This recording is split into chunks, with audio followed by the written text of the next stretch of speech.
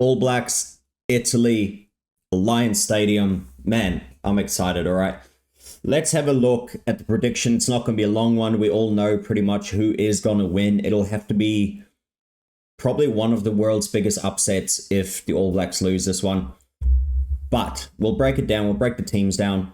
And the worrying thing for me is, the only thing for Italy is that they've played less games than New Zealand already this season, but they've had double the amount of yellow cards. So if they can't sort that out, then, it's going to be similar to what it was in the World Cup, where New Zealand won 96-17 over Italy.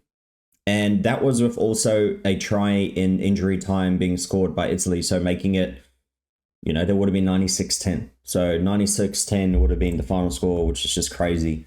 But let's run through the team. And New Zealand didn't ease up with this team selection either. They were like, you know what, we're going to make a statement. And we're going to finish this season on a high. Obviously, Razor, Scott Robertson, the coach, wants to send a message and say, we're back. We're back, everyone. Even though I believe they never left. They just had a couple games lost and blah, blah, blah. And they still made it to the World Cup final. But let's get into it. So Italy's front row.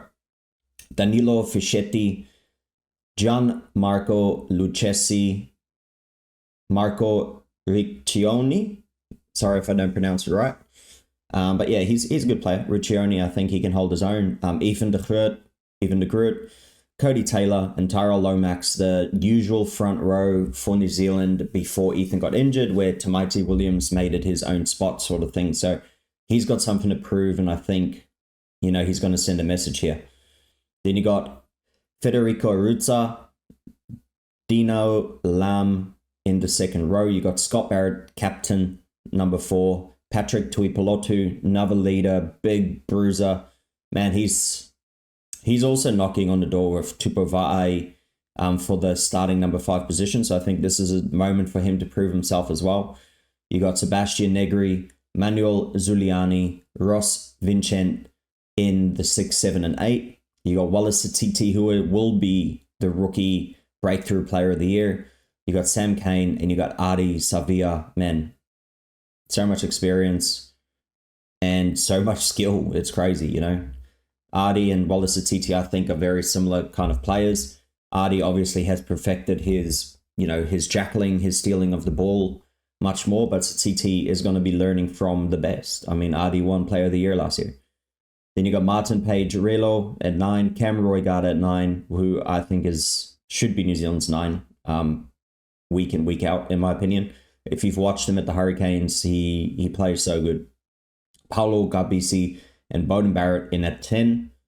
You got Monty Ioane and Jacopo Trula on the wings. You got Caleb Clark on the left wing, and Mark Telea is back in, having to prove himself again to get that right position, where I think he is a better player than Seba Reese. He's got more pace, and both of them are very hard to tackle, so it's a 50-50 with those. And then you got in the centers, Tommaso Mononcello. In the 12, you got Juan Ignacio Brex, the captain at 13 for Italy. Then you got Anton Leonard-Brown and Rico Ianni. So they want to give Anton a bit of a go here and see if he can solidify, I guess, keeping himself into 23 at least. And then you got fullback, Ange Capuzzo and Will Jordan Mann. Both of those are just live wires, try-scoring machines. Capuzzo, man, that guy, he scored last time they played against New Zealand actually in the World Cup. And Will Jordan, the dude's a scoring machine, man. He scored 2 tries against them last time in the World Cup. So probably we will see much more of that, I believe. Then you got on the bench for the front row for Italy, Giacomo Nicotera, Mirko Spagnolo, and Simone Ferrari in at 16, 17, 18. For New Zealand, Asafo Almoa, Ofa Tuangafasi, Fletcher Newell. Then you got 19, Nicolo Canoni, Alessandro Isacor, Alessandro Garbisi, Leonardo Marin, and Marco Zanon. Then you got for New Zealand, Tupo Va'ai, who's now solidified himself as a senior member of the team pretty much, and he's only 25, I believe. Peter Lakai, TJ Perinara, David Havili, and Damien McKenzie. I don't know why I said his name weird, but David Havili. He also, is a person on the outskirts of the squad and wants to prove himself. So I think they chose a good mix of kind of talent and also, people who need to prove himself, and they're going to fight for every single meter they get, which is bad news for Italy, I think. But coaches, Gonzalo Quesada and Scott Robertson, also known as Razor, coaching the All Blacks. It's been a bit of a rocky start for him. I mean, losing 3 games in the Rugby Championship, nearly losing to Australia.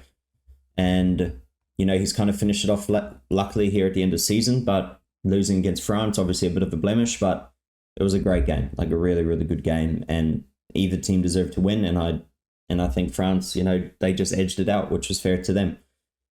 So I think it'll be a fairly high scoring game, as you project. Let's just have a few looks at the results here of Italy in recent times. You got Italy just beating Georgia 20 points to 17, to show who's really maybe the next team to maybe should be coming into the Six Nations if they would have, is Georgia.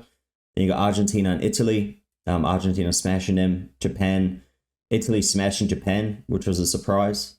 Italy smashing Tonga, which was projected, but then Samoa also beat Italy as well, 33-25, and Italy edged out. So look at the Six Nations they had. They beat Wales, they beat Scotland, they drew with France, they got smashed by Ireland, and they lost to England by 3 points. So, I mean, that was their best ever Six Nations in history.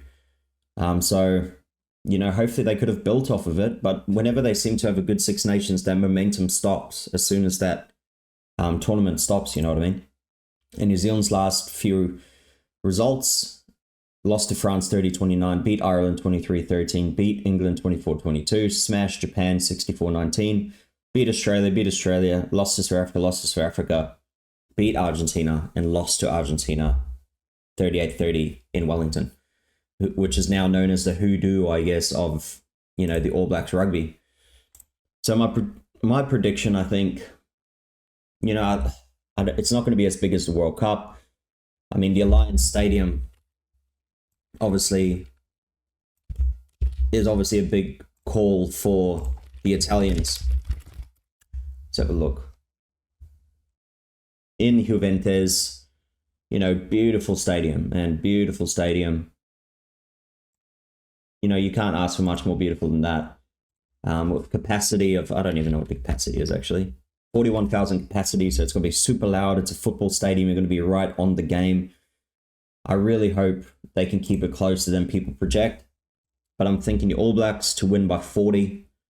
I think the ABs win maybe 52-12, something around about there. It could really blow out. New Zealand could beat them by much more, especially being at the end of their season, being warmed up. Players are there, but maybe they're looking already one eye home, one eye on the game. Maybe more they want to have a bit of a, release, like a party, or, have a few drinks in Italy compared to having to play a footy game, a rugby game. So, yeah, my projection, 52 points to 12 to New Zealand over Italy. But it'll be a great game, great atmosphere, and it'll be a sold-out crowd. So definitely keen to watch that one as well. But thank you for watching, and I'll see you in the next one. Let me know your projection below. I mean, what do you predict? And also subscribe as well if you do want to see future videos. If you like the videos, then like them. And please subscribe, and I'll be able to see you in the next video. Thank you for watching.